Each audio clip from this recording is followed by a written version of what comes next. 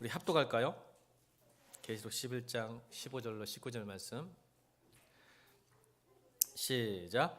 일곱째 천사가 나팔을 불매 하늘에 큰 음성이 나서 이르되 세상 나라가 우리 주와 그의 그리스도의 나라가 되어 그가 세세토록 왕노도 하시리로다 하니 하나님 앞에서 자기 보좌에 앉아있던 24장로가 엎드려 얼굴을 땅에 대고 하나님께 경배하여 이르되 감사옵나니 옛적에도 계셨고 지금도 계신 주 하나님 곧 전능하신 이여 친히 큰 권능을 잡으시고 왕노로 다시도다. 이방인들이 분노하며 주의 진노가 내려 죽은 자를 심판하며 종 선지자들과 성도들과 또 작은 자든지 큰 자든지 주의 이름을 경외하는 자들에게 상 주시며 또 땅을 망하게 하시는 자들을 멸망시키실 때로소이다 하더라. 이에 하늘에 있는 하나님의 성전이 열리니 성전 안에 하나님의 언약궤가 보이며 또 번개와 음성들과 우리와 지진과 큰 우박이 있더라. 아멘. 이게 무슨 말인지 잘 모르시겠죠?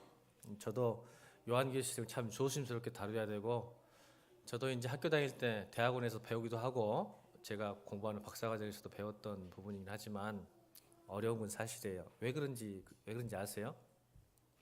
제가 오늘 그걸 설명할 거예요. 여러분, 유일하게 칼빈 있죠? 칼빈.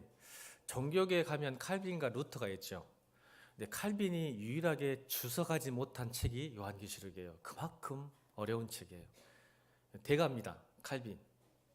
우리 종교계를 이끌었던 루터와 칼빈은요 신학 대가죠. 신학자의 대가인데 그분이 유일하게 주의하지 못하고 주석하지 못한 책이 바로 요한계시록. 왜 그러냐면요, 이건 그림책이에요.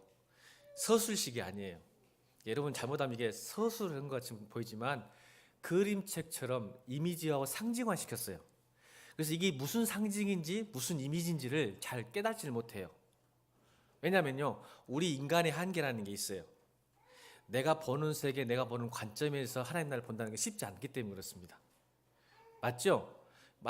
보세요. 오늘 이리야와 하민이가 제일 앞에 앉아있어서 하는 말이, 이리야와 하민이 보는 세계와 제가 항상 말하지만 제가 보는 세계가 달라요. 똑같은 이 땅에 살지만. 그러죠? 그러지 않겠어요? 관점이 틀려요. 아이들이 지금 이제 막 15살, 16살 된 애와 제가 이제 50 먹은 그 사람의 관점이 이 세상을 똑같이 살지만 보는 관점이 다른 것처럼 하나님 나라와 이 땅에 사는 우리의 이 차이라는 것이 엄청납니다. 그래서 이것을 상징화시키고 이미지시키고 그림화시키지 않으면 이해할 수 없기 때문에 자꾸 비유를 해요. 그래서 여러분 14만 4천 명, 666 그런 이야기가 많이 나오잖아요. 신천지에서 말하는 14만 4천 명은 사실 상징수예요. 이미지의 수인데 이거를 어떻게 문자적으로 이야기하죠? 우리 신천지만 14만 4천 명만 구원받는다고 말해요. 이게 바보 멍청이에요. 이게 신학을 안 하는 사람들이에요. 뭔지를 모르고 그냥 문자적으로 14만 4천 명이 구원받는다는 게, 신천지가 자기 14만 4천 명을 우리 교회만 다니면, 자기 교회만 다니면, 교회인지 아닌지도 모르겠지만 그런 교회만 다니면 구원받는다고 이야기해버려요. 근데 여러분, 신천지가 14만 4천 명이 넘었을까요? 안 넘었을까요? 넘었어요? 안 넘었어요? 넘어버렸어요. 좀 어떻게 설명할까요 이제? 그러면 그 중에 이제 나머지 떨궈져 나가야 되겠네. 여러분, 이미 신천지가요 14만 4천 명이 넘어버렸어요. 그럼 나머지 사람들 교회 열심히 그 신천지라는 곳에서 열심히 일하는 사람 어떻게 하란 말이에요? 어떻게 설명할 거냐 말이에요. 그랬더니 이 못난 사람들이, 제가 놈이라고 하고 싶지만 설교 시간이니까 못하고, 못난 사람들이 뭐라고 변명한지 아세요? 이제 바뀌었어요. 올해 그 교리가 참 대단해요. 성경도 이렇게 각 지파별 14만 4천 명이래요. 각 지파별. 자, 우리 전라도 지파는 무슨 지파예요? 베드로 지파예요. 그러니까 처음에는 한국 통틀어서 신천지 들어올 14만 4천 명만 구원받는다고 해놓고는 넘어버리니까 할 말이 없잖아. 그러니까 베드로 지파 14만 4천 명, 요한 지파 14만, 이렇게 또 구별해요. 또 넘으면 어떻게 할지 모르겠어요. 참, 또 그걸 믿고 따라다니는 참. 666이요. 한때요 666이 굉장히, 권사님 그랬죠. 바코드, 베리칩, 나 짜증나 죽겠어. 왜 이렇게 가볍고 참. 여러분, 바코드, 요즘 또 베리칩도 이야기하더만. 여러분, 제가 분명히 말씀드리는데 나중에 여기 손에 여러분이 뭐 칩 박아도 박으셔도 돼요. 이것은 이제 수포도 못 갈 거야 앞으로. 여러분 한동안에 제가 어렸을 때요, 신용카드 없으면 물건을 못 산다고 해가지고 신용카드가 또 666이라고 하는 사람이 있었어요.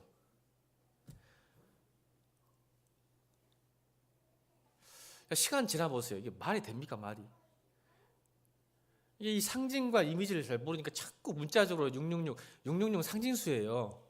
제가 시간이 없지만 잠깐 말하면, 네로 있죠. 네로 카이사가 로마에는 항상 번호가 있어요. 숫자가. 로마 숫자가 있어요. 로마에는 알파벳에 숫자가 있어요. 근데 여러분 이걸 또 잘못하고 계신 분이더라고. 네로 카이사 이것을 딱 숫자로 계산했더니 1005가 나와요. 1005. 666이 아니에요. 1005. 근데 이것을 또 로마 철자에 보니까 1666이 아니에요. 잘못한 거예요. 이것을 헬라어로 바꾼 거예요. 네로를 케이사 네로를 헬라어로 바꾸니, 헬라어도 숫자가 있습니다. 바꿨더니 666이 나온 거예요. 오늘 설교 시간에 나오겠지만 네로가 엄청나게 기독교를 박해했잖아요. 그래서 적그리스도인지 알았던 거죠. 그래서 앞으로 나올 적그리스도가 네로가 아니라 666이라는 숫자를 통해서 이 적그리스도를 표현한 거예요. 핍박했던 왕, 만약 네로 왕이 우리를 핍박했다고 성경에 써버리면 어떻게 될까요? 다 죽습니다. 그러니까 이게 상징으로 666을, 여러분도 이제 재밌으면, 제가 이제 학교 다닐 때 재밌게 제 이름도 헬라어로 고쳐갖고 해보니까 다행히 666은 아니더라고요. 저는 적그리스도가 아니에요. 이게 666 바코드, 베이리 칩, 앞으로 여러분 칩 박을 수도 있어요. 근데 여러분 좋아요. 칩 박으면. 미리 이야기할게요. 앞으로 그런 세대가 올 건데 왜 좋은지 아세요? 여러분 제가 대학교 다닐 때, 제가 학교 다닐 때, 학부 시절 때 우리 미국에서 막 유학을 왔으신 지금 총장님도 하셨는데, 그분이 제 지도 교수님이었는데 그 말 하셨어요. 미국에 헬스케어 프로그램이 하나 있어요. 저희 대학교 학부 다닐 때도, 지금도 오바마 케어 있잖아요. 그때 무슨 계획이 있냐면요, 칩 하나 박으면 여러분 모든 건강을 체크합니다. 그래서 쓰러지면 이 칩에서 어디로 연결될까요? 여러분 주치의에 연결돼가지고 바로 앰뷸런스가 오게 만드는 헬스케어. 제가 학부 다닐 때부터 배웠어요. 미국에. 아마 곧 실행될 것 같은데 예산이 많이 들어서 못하겠지만, 상용화가 안 됐겠지만, 제가 학부 다닐 때부터 이미 미국 헬스케어 프로그램에는 있었어요. 그러니까 아마 곧 상용화 될 것 같아요. 20년이 지나도 안 되는데, 30년 지났는가? 30년 지났구나. 아마 곧 되면 칩 여러분 안에 넣길 바랍니다. 그래서 여러분 건강하게 사셔야죠. 혈압 체크 다 됩니다. 그래서 바로 연결돼요. 이런 것들을 교회에서는 뭐요? 요즘 전대 가니까요, 여전히 666 칩 받지 말라고 소리 지르는 사람도 있더라고. 사모님 같은데 참 이쁘게도 생겼던데 제가 막 봤어요.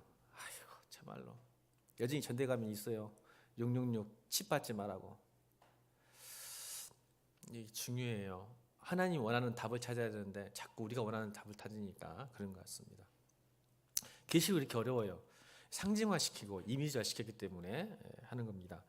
여러분 우리가요, 이 계시록을 쓴 배경을 잘 알아야 됩니다. 항상 숲을 보고 나무를 봐야 우리가 잘못된 길을 가지 않아요. 무슨 책을 읽더라도 전체적인 구조를 보고 왜 이 전체적인 구조에서 이런 말이 나왔을까를 알아야 속지 않은데, 항상 이단은 어떻게 하냐면 항상 나무만 봐서 숲을 판단해 버려요. 그렇지 않아요. 숲을 본 다음에 나무를 봐야 돼요. 자, 계시록을 어떻게 썼을까요? 계시록을 왜 사도 요한에게 하나님이 환상을 보여줬을까요? 이게 굉장히 중요한 배경이 있습니다. 왜요? 여러분 네로 시절부터 시작해서 베스티아누스, 그 다음에 도미티안 들어봤어요? 세계사 시간에 네로와 베스티아누스, 그 다음에 이 도미티안, 이 세 황제는 기독교를 가장 핍박하는데, 그 중에 여러분 네로가 가장 큰 핍박이라고 생각하지만 사실은 도미티안 황제가 더 핍박을 했습니다. 왜 핍박했냐면 이 사람은요 좀 머리가 회가 돈 사람이에요. 사이코 기질이 있어가지고 자기를 하나님으로 믿지 않으면 다 죽였어요. 그러니까 하나님을 자기로 모셔야 돼요. 도미티안은. 네로는 그 정도는 아니었어요. 그래서 어떤 현상이 일어났냐면 모든 사회 구조를 자기를 황제 숭배하지 않으면 활동하지 못하게 만들었습니다. 예를 들어서 장사를 하려면 길드 들어보셨죠? 길드. 사도행전에 나와요. 역사 시간에 배우잖아요. 길드. 로마 시대. 길드에 가입한, 조합에 가입 않으면 절대 장사를 못합니다. 자, 길드의 멤버십이 되는 조건이 뭔지 아세요? 딱 하나예요. 여러분 그 길드에 들어가지 못하면 여러분 직장도 못 들어가니까 직장을 못 들어가. 상거래를 못 해. 근데 그 길드의 멤버십이 되는 유일한 조건이 뭔지 하면 도미티안 황제를 나의 주 나의 하나님으로 고백하고 무릎 꿇고 경배, 신전에서 경배를 해야 돼요. 자, 그러면 무슨 문제가 생겨요? 무슨 문제가 생겨? 얼굴들이 문제가 없는 것처럼 보내 지금. 나는 무릎 꿇으리라. 직장을 가기 위해서는. 돈을 벌기 위해서 내가 무릎 꿇지 뭐. 자, 성도들은 어떻게 했을까요? 성도들은 도미티안 황제 앞에서 무릎 꿇으면서 신전 앞에서 예배 드렸을까 안 드렸을까? 안 드렸죠. 그러니까 무슨 일이 일어나요? 먹고 사는 문제가 해결이 안 되는 거예요. 또 국가 축제. 그러니까 로마 시대에 종교 자유 있었어요, 없었어요? 로마 시대에 종교 자유 있었습니다. 이게 로마의 통치 방식이에요. 그러니까 다 믿어라, 괜찮아. 그래도 황제만 숭배하면 된다. 이게 정책이었어요, 종교 정책. 그래서 종교의 자유가 있었어요, 모든 나라가.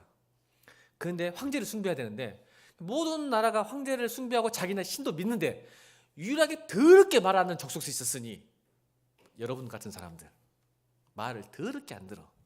네게 여호와 하나님을 인정하니까 나도 믿으라는데 아니다. 유일한 기독교 고집, 왕 똥고집. 나는 카이사를 믿지 않는다. 인간적으로 존경도 하고 정치적으로 행정적으로 왕으로 섬길 수 있지만 나의 신이 아니고 나의 구원자가 아니라고 못 박아. 그래서 여러분, 그래서 로마의 종교 자유는 다 인정하지만 사적이면 안 돼요. 미신적이면 안 돼. 국가의 이익이 돼야만 자유를 줘요. 국가의 이익. 그래서 축제를 벌려요, 항상. 신전에서 축제를 벌이고 길거리에서. 그때 나온 게 뭐예요? 카니발. 근데 기독교인들이 그 카니발을 참여할 거 안 할까요? 참여 안 합니다. 왜요? 카니발은 카이샤, 황제를 숭배하는 축제이기 때문에 참석을 안 합니다. 그러니까 미운 틀에 바뀐 거예요. 괘씸죄에 걸린 거예요. 그래서 핍박, 이게 도미티안 황제가 화가 난 거야. 아니, 네 거 다 인정해주고 나만 좀 한 번만 인정해주라고 하나님으로 인정한다. 그걸 안 하니까 어떻게 돼요? 핍박을 해서. 여러분, 짐승 사람을, 기독교인들을, 그 역사의 책에 나온 거예요. 기독교인들을 짐승의 탈을 씌워요. 그리고는 사자굴에 넣으면 사자가 그게 짐승인지 알고 잡아먹게 만드는. 여러분 아시죠? 뭐 검투사들 나오면서 막 사자 넣어놓으면 막 짐승 탈 쓰고 막 걸어 네 발로 걸게 하면 사자 와서 잡아먹고 사자발 던지잖아요. 그게 도미티안 황제가 했던 짓이에요. 근데 여러분, 터툴리안이라는 역사가가 기록한 기록이 이런 게 있습니다. 사도 요한이 그 기독교의 리더십의 헤드 리더십이잖아요. 그렇죠? 지도자잖아. 그래서 회를 했대요. 야, 사도 요한아, 나를 조금 한 번만 무릎 꿇어라. 꼭 우리 그 일제 시대 때 신사 참배 한 번만 머리 숙여주라. 다 인정해줄게 했는데 사도 요한이 그렇게 했어요? 안 했어요. 그래서 여러분, 도미티안 황제가 그 터툴리안 역사가 친 책에 나옵니다. 사도 요한을 펄펄 끓은 가마솥에 넣었는데 사도 요한이 멀쩡했답니다.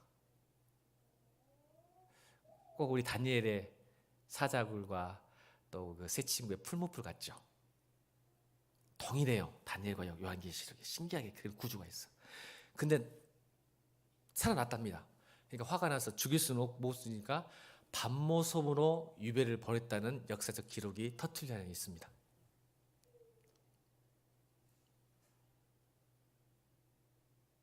무릎을 안 꿇으니까. 딱 한 번만 무릎 꿇으면 좋을 텐데, 다니엘처럼. 다니엘은 안 그랬어요. 다니엘도 무릎 안 꿇으니까 사자굴에 들어갔잖아요. 사도 요한도 안 꿇으니까 펄펄 끓은 가마솥에 넣는데 무사해버린 거예요. 그래서 밤모섬으로 유배를 보내고 그 밤모섬에서 하나님이 뭘 보여주세요? 환상을 보여준 게 바로 오늘 요한계시록이에요.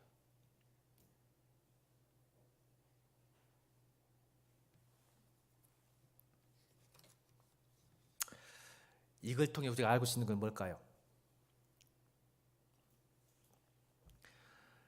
세상 나라에 세상 왕 앞에 사는 우리 그리스도인들이 사는 게 쉽다, 쉽지 않다. 자, 여러분 묻겠습니다. 예수를 믿는 게, 말씀을 붙잡는 게, 성경대로 사는 게, 주님 뜻대로 사는 게 이 세상 나라에서 쉽다, 어렵다? 어렵다. 어려울 정도가 아니에요, 여러분. 그래서 하나님이 환상을 보여준 거예요. 오늘 설교 제목이 뭐예요? 설교 제목이. 설교 제목이. 다 같이 크게 시작. 여러분, 요한계시록과 다니엘은 미래 예언적 계시가 아니에요. 그게 오해되더라고. 계시록이니까 어떤 미래에 이러한 일들이 일어날 것이라는 막연한 미래의 어떤 계시가 아니라, 다니엘서나 요한계시록에 말하고 싶은 것은 암울한 현실, 고통스러운 현실 앞에서 주님의 계획이 있고 주님의 섭리가 있고 결국은 그 어려운 현실을 이기신다는 현세적인 메시지예요. 이건 확실해요. 그래서 사도 바울에게 보여준 거야. 오늘 성경 보세요. 오늘 성경 보세요. 자, 15절 보세요. 15절 시작.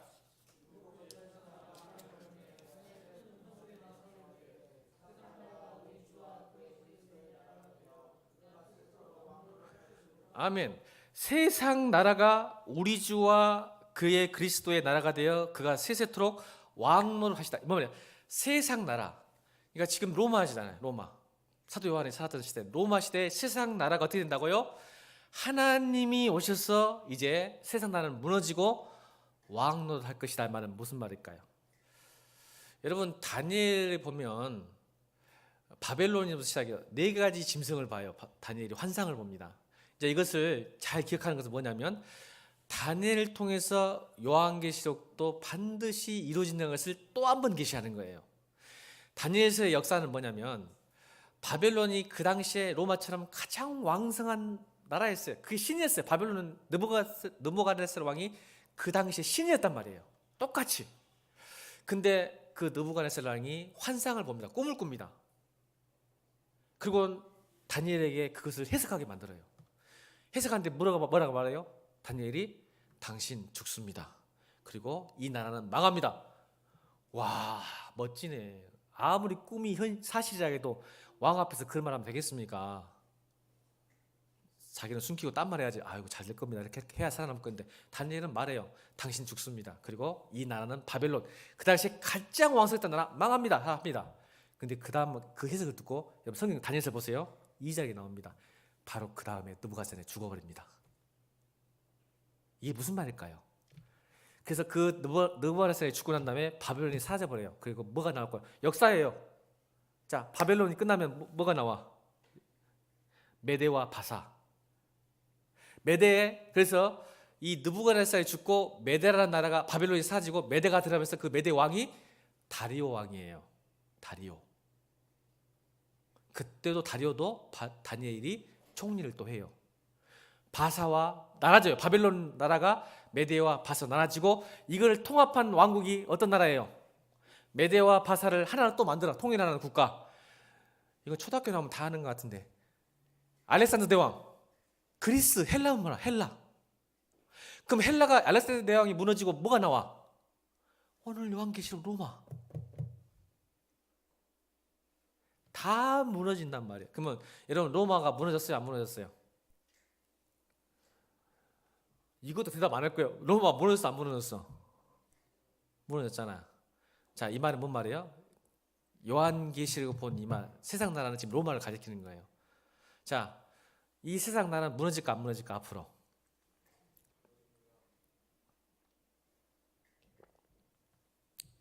무너집니다. 여러분, 반드시 하나님 나라가 온다는 거예요. 왕 노릇, 예수 그리스도가 하나님이 왕 노릇 하리라. 세상 나라가 이긴 것 같아서 너희를 핍박하고 너희를 힘들게 하고 어렵게 하고 죽이고 때릴 것 같지만, 그 나라는 반드시 무너지고 하나님 나라가 올 것이다. 그래 어떻게 하라? 견디고 이겨내라. 이 환상을 우리에게 주신 겁니다. 견뎌라, 이겨라. 내가 이긴 게 아니라 하나님이 이기신다. 그랬더니 이걸 봤던 16절 보세요. 16절 시작.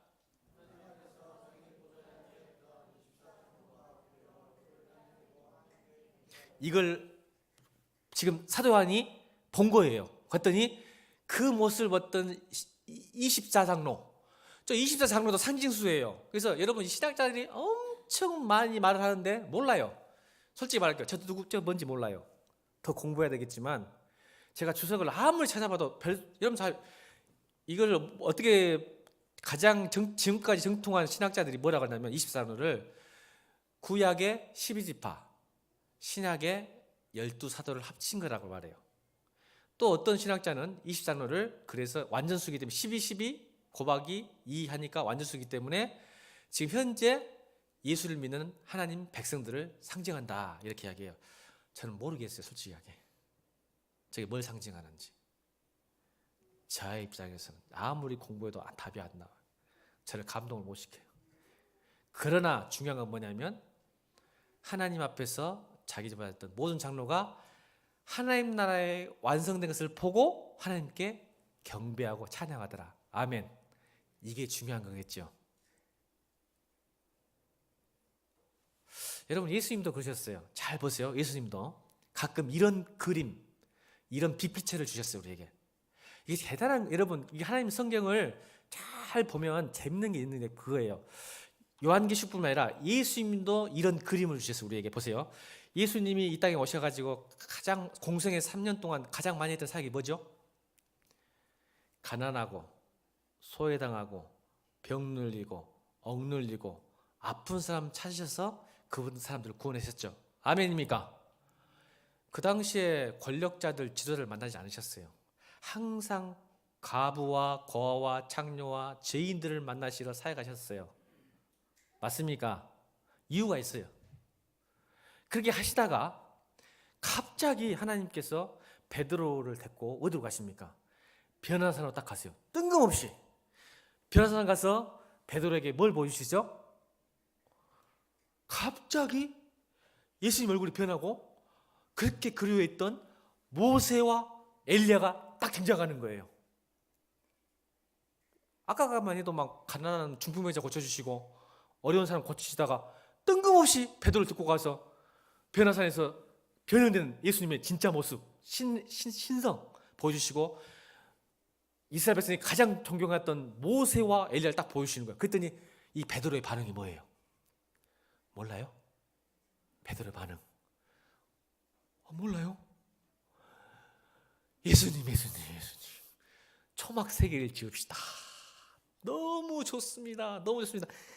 내려가지 말고 초막 3찌꺼리 여기서 삽시다. 여러분도 그죠? 교회에 오면 집에 가고 싶지 않죠? 이 사람들 진짜. 자, 교회 오면 집에 가고 싶지 않잖아요. 나는 그랬는데 저희 집에 뭐 문제가 있는 거 아니에요? 집에 가고 싶지가 않아. 교회 오면. 그런 적 없으세요? 저희 집에 문제 없다니까. 저 진짜로 네버 절대 없어요. 근데 교회 오면 가고 싶지가 않아. 베드로 같아. 저는 주님 만나 보고 싶어. 집에서도 주님이 있긴 하지만 교회가 더 좋은 것 같아. 그러시죠 여러분도? 그냥 그런 척 하라니까. 설교 빨리 끝내려면 그냥 다음 주에 넘어가지. 내가 원하는 거 아멘 그럴 줄 알았더니 진짜 한 명도 안 하네. 집에 맛있는 음식이 많은가 보구만. 진짜 요즘 TV도 많고. 그러니까 안 가고 싶은 거예요. 자, 뭘 본 거예요 베드로가? 오늘 16절 보세요. 뭘 본 거야? 하나님 나라를 본 거죠. 미쳐불죠. 그걸 체험하면 내려가고 싶지 않지. 왜요? 내려가면 뭐가 있어요? 여러분 내려가면 뭐가 있어? 예수님 따라해봤자 뭐가 있어? 맨날 거름 짜고 눈탱이 밤탱이 된 사람 만나고 힘든 사람 만나고 짜증나. 뷔페도 가야 되고 좋은 사람 만나서 포도주 먹고 그래야 될 것인데 예수님은 맨날 이상한 사람한테 찾아가. 근데 와봤더니 하나님 나라를 딱 봐봤어. 변화산에서 모세야 엘리야. 예수님이 진짜 안 가고 싶지. 여러분도 그러시죠? 이 땅에 살고 싶지 않지? 여러분, 하나님 나라 경험하면요, 이 땅에 별로 소원이 없어요.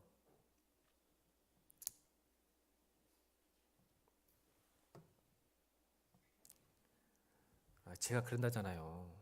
장가게 갔다 오니까 우리나라가 산에 가면 감동이 없네. 장가게 한번 갔다 왔더니 우리나라 산은 진짜, 저도 애국자예요. 근데 감동이 없네. 한번 갔다 오니까 그 산이 동네 뒷산 같아.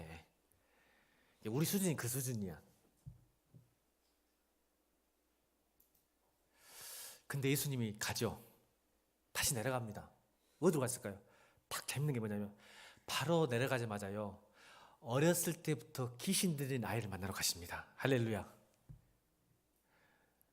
여러분, 여기에 은혜가 있어요. 여러분, 참 예수님이 그곳에 베라산에 계시지 않고 바로 베드로 손잡고 또 내려가 버려요. 잠깐 보여주신 거예요. 이게 베드로가 깨닫게 하게 하신 거죠. 바로 내려가서 만난 사람이 어렸을 때부터 귀신 들린 아이를 만났는데, 얘는요, 지가 귀신 들려가지고 물에 빠져서 고통당하고 불에 빠져서 고통당하는 그런 아이였는데 예수님 만나서 그걸 구원하십니다. 이게 우리 성도의 삶이에요. 우린 알아요. 하나님 나라가 있다는 거. 너무 감사해요. 그렇지만 여전히 하나님께서 이 땅에 우리를 보내신 이유가 있다는 거예요. 그래서 사도 요한에게 보여주시고, 견뎌라. 힘든지 내가 안다. 근데 네가 견뎌내면 너를 통해서 하나님 나라가 이루어지니까, 그 견딜 때까지 소망을 주기 위해서 지금 요한계시록으로 요한을 딱 보여주시고, 하나님 나라를 보여주시고 우리에게 이렇게 보여주신 거예요. 괜찮아. 이런 나라가 너한테 예비돼 있어. 지금 도미티안에게 어려움 당하고 있지? 돈도 못 벌지? 힘들지? 어렵지? 괜찮아. 네가 거할 곳은 이 땅이 아니고 이 나라야. 반드시 로마는 무너지고 너는 해방될 거야. 아멘. 이 그림을 우리에게 지금 보여주시는 거예요. 그러니까 여러분, 따라합시다. 줄을 잘 서자.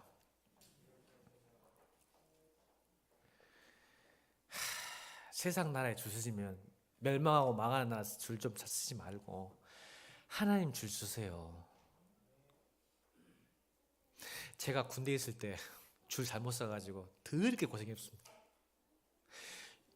고참들이 그러더라고요. 사람 많은데 많이 서야 편한데요.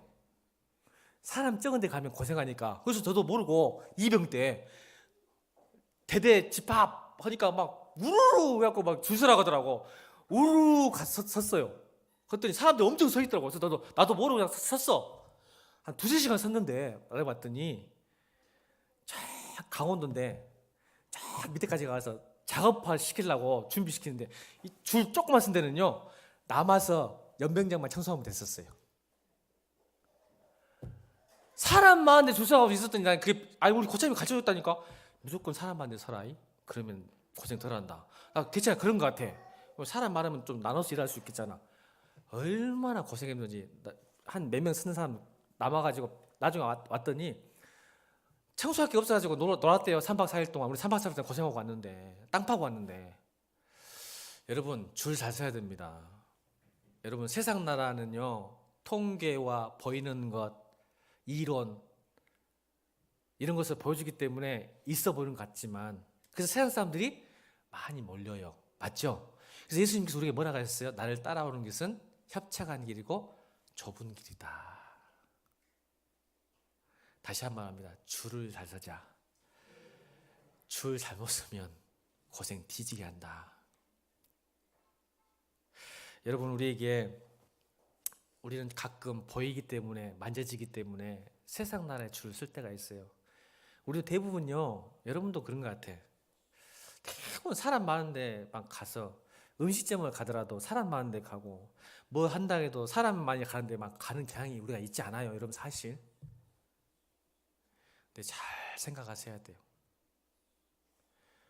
예수를 따른다는 게 그렇게 그러니까 여러분, 사실 하나님을 섬긴다는 것이 사람이 많지는 않는 것 같아요. 진짜 예수 믿으면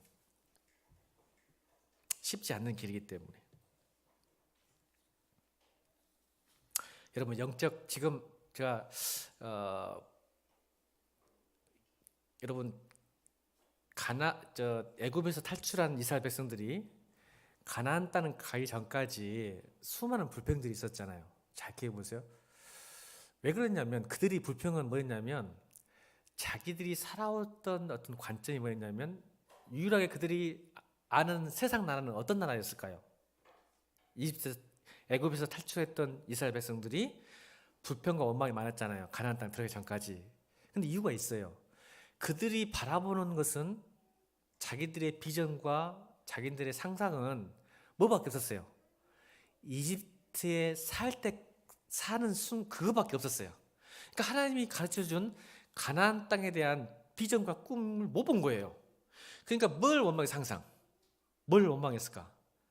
먹는 거, 부추, 누울 곳, 잘 곳, 이것밖에 없는 거예요. 이집트에서는 먹고 마시고 자는 것은 해결됐었잖아요. 근데 하나님이 빼내서 가나안 땅으로 가는데 그게 없어. 그러니까 그것을 원망하고 불평했던 거예요. 저는 여러분 하나님 나라를 체험하지 못했다면 우리 그리스도인에게는 영적 상상력이 좀 필요해요. 그래서 여러분 성경을 좀 많이 읽으세요. 예수님은 끝까지 하나님 나라에서 이야기하고 계십니다. 왜냐하면 우리에게 그런 상상력과 그걸 체험하기 원하시기 때문에. 그것을 체험하고 알게 되면요, 이 세상 나라에 주저지 않아요. 경배하지 않아요. 무릎 꿇지 않아요. 그래서 여러분 영적 상상력으로 신앙생활을 바랍니다. 지금은 만지지 않고 보이지 않지만 그래서 오늘 계시록을 주셨다니까요. 상상력을 가지세요. 하나님 나라에 대해서. 그래서 그들이 경배합니다. 근데 여러분 저는 이런 생각을 해요. 오늘 16절에 17절에 24장로가 어떻게 경배하는지 우리 17절 보겠습니다. 17절 시작.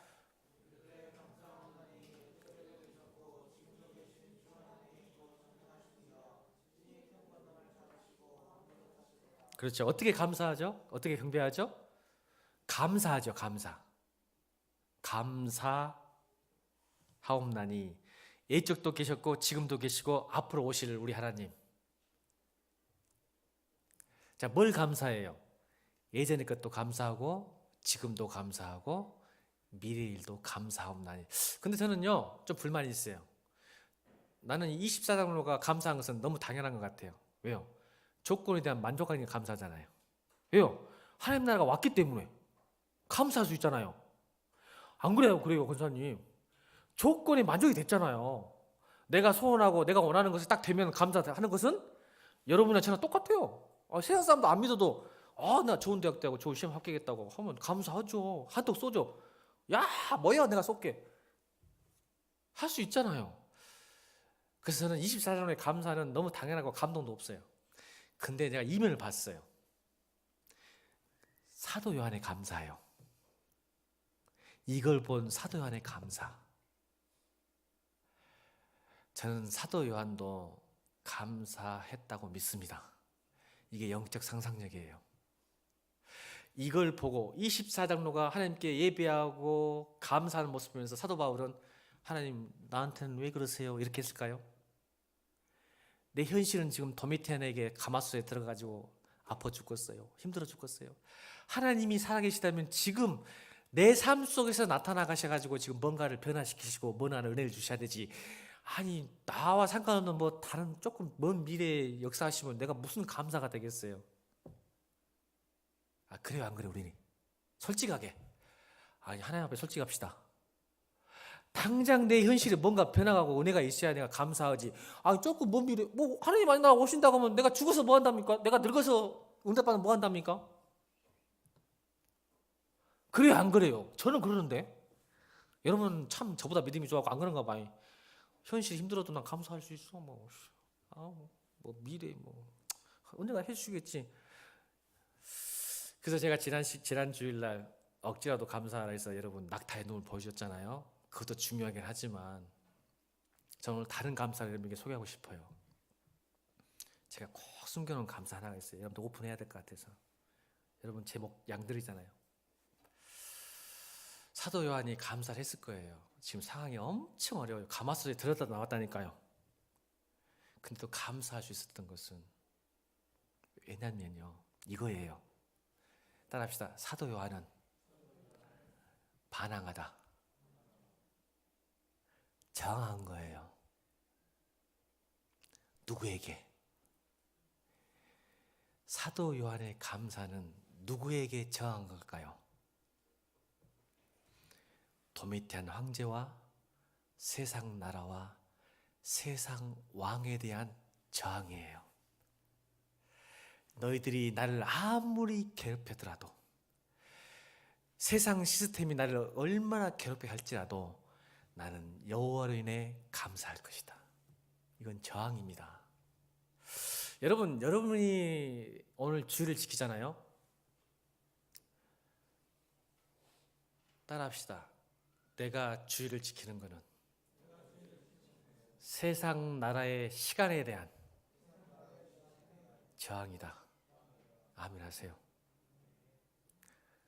제가 말씀드릴까요? 왜 그런지? 여러분, 이 시간에요, 다른 사람들은 TV 보면서 맛있는 거 먹고 놀고 있어요. 여행도 가요. 여러분, 주일 끼면 여행도 못 가잖아요. 3박 4일 연휴 다 되는데 주일 때문에 못 가잖아요. 자, 이 시간에도 다혜야, 이 시간에 너희 경쟁자는 공부하고 있을까 안 하고 있을까?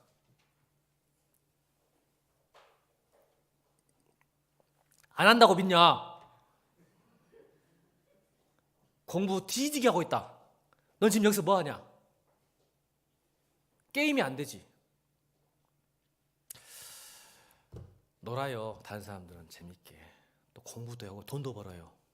안 그래? 그래 안 그래? 돈도 벌어. 주일날. 이기준 선생님, 돈 잘 벌까 안 벌까? 주일날. 나는 주일날 일하면 돈 잘 벌 줄 믿습니다. 나 그 말 못 하겠어. 주일날 쉬고 월, 화, 수 먹고 하나님 복 주셔가지고 나 양심상 그렇게 못 하겠다. 나 믿음이 없어가지고. 돈 못 번 게 더 정상이에요. 사실은. 주일날 쉬어가지고. 근데 이제 특별하게 하나님이 또 뭔가 하시려고 또 복 주신 분도 있겠지만, 그건 또 상위 10% 같고, 우리는 그 못 들잖아. 공부도 못하고 못하잖아. 믿음도 없으니까. 나는 양심상 믿음이 없어서 그 말 못 하는데, 주일날 장사 안 하면 돈 덜 벌어. 솔직하게. 그게 정상이야. 노말이야. 특별한 은총을 믿어요. 안 믿는 거 아니요? 특별한 은총도 믿어. 그렇지만 정상적인 것은 덜 벌어야지 정상이야. 자, 뭔 말 하고 싶어서 목사님에게 또 피를 토할까? 믿음도 없이. 세상의 시스템과 세상과 시간의 저항이에요. 오늘 이 주일이. 너희들은 그렇게 해서 먹고 잘 살지만 나는 끊어버리리라. 이게 시간의 거룩함이에요. 하나님이 그러셨기 때문에 6일 동안 열심히 일하고 7일 날 쉬셨잖아요. 아멘. 여러분, 공간이 있다고 해서 여러분 지키는 게 아니에요. 그래서 주일은 내가 어떤 예배 시간, 공간 안에 있던 게 아니라 이건 시간의 저항이에요. 세상의 시스템은 열심히 이 시간도 끊임없이 다해야 공부해야 합격해. 그게 세상 시스템 맞지? 근데 다야, 너는 주일 지키고도 합격할 줄로 믿습니다. 이런 것도 하면 잘해. 인간들이. 하나님 나라는 그런 것이 아니라는 거야. 세상은 그런 식으로 뼈 빠지게 일해야 벌고 합격하고 잘 살 수 있지만, 하나님 나라는 그렇지 않다. 그걸 정하는 거예요. 네 주일은 나 시간 끊어버릴 거야. 쉬어버릴 거야. 걱정 근심 끊어버릴 거야. 공부 안 할 거야. 내가 사업 안 할 거야. 끊어버리는 거야. 그래도 하나님은 우리를 살게 하신다는 거야. 이게 저항이에요. 이게 주일이에요.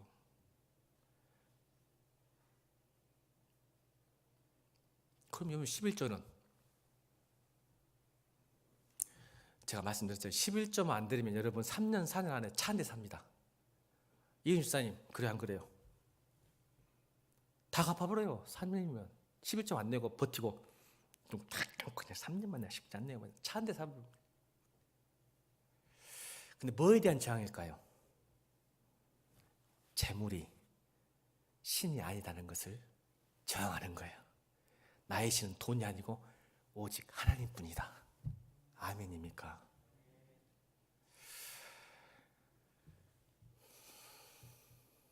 이게 우리 신앙 고백인 거예요.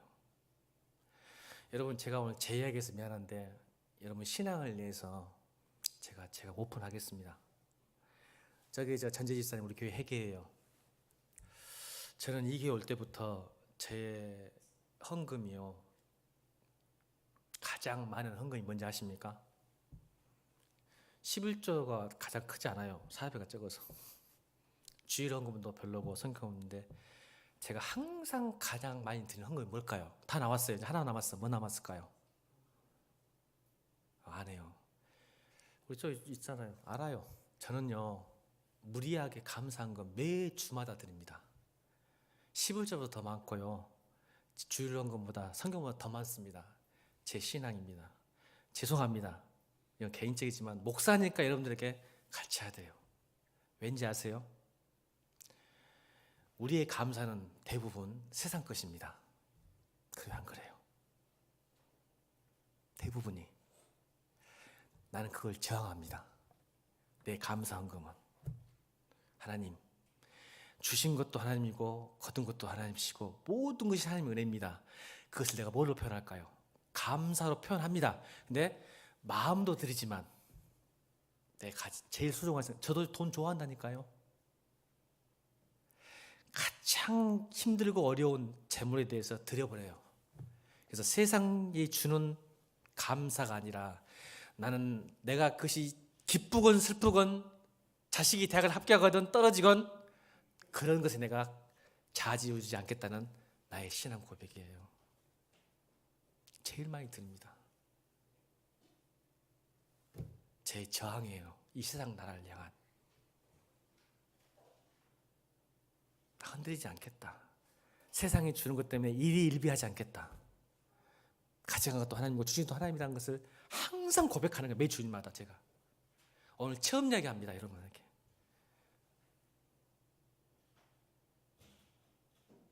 이게 사도 요한의 감사였어요. 저항하시고, 여러분 우리 2000년 전에 로마의 시대에 살았던 하나님 나라의 백성들이 어떻게 살았을까요? 이렇게 저항하고 살았어요. 아멘. 그래서 요한계시를 환상을 보여주신 거예요. 견뎌라. 내가 너희 안에 뜻과 계획이 있다. 너희가 사자에 잡아먹혀도 가마솥에 끌어서 죽더라도 나는 이 나라에 대한, 하나님 나라 오기 위한 기대와 계획이 있다. 걱정하지 마라. 너희가 돌아올 곳이 다른 곳이 있다. 이곳이 너희의 살아갈 땅이 아니다 라고 말씀하신. 그래서 여러분 18절 보세요. 그때는 무슨 일이 하냐? 억울하고 힘들고 어려울지라도 내가 이렇게 하겠다. 18절 시작.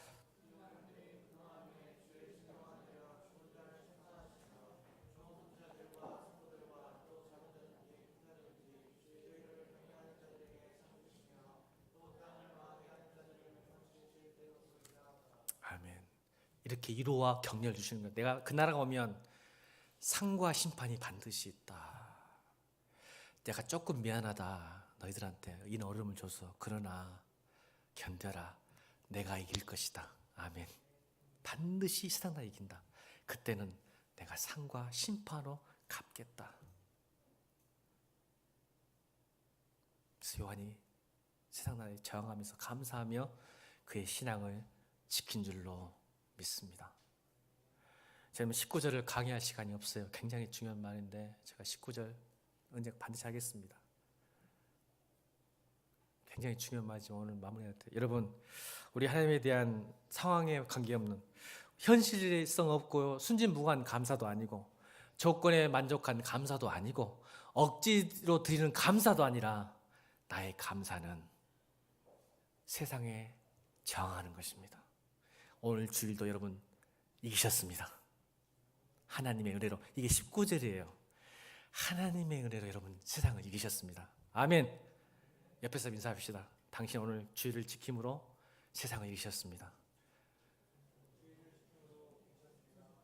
여러분 예물 드리셨습니까? 예물 드림으로 여러분 세상을 이기셨습니다. 오늘 감사하셨습니까? 찬양하셨습니까? 찬양이 감사거든요. 찬양하셨습니까? 감사하셨습니까? 세상의 시스템을 이기셨습니다. 시작. 또 한번 시작. 여러분 이게 위대한 겁니다. 이게 바로 예배입니다. 그래서 하늘문을 열려요. 여기 19절이에요. 이에서 하늘문이 열리는 거예요. 이 우리 모습 때문에 하늘이 열려. 오늘 19장 보다니까 또 하나님 맺히네. 또 국정문이 오늘 19장 설명해야 되는데 하나님 맺히 하늘이 열려요, 여러분. 이 예배가. 그래서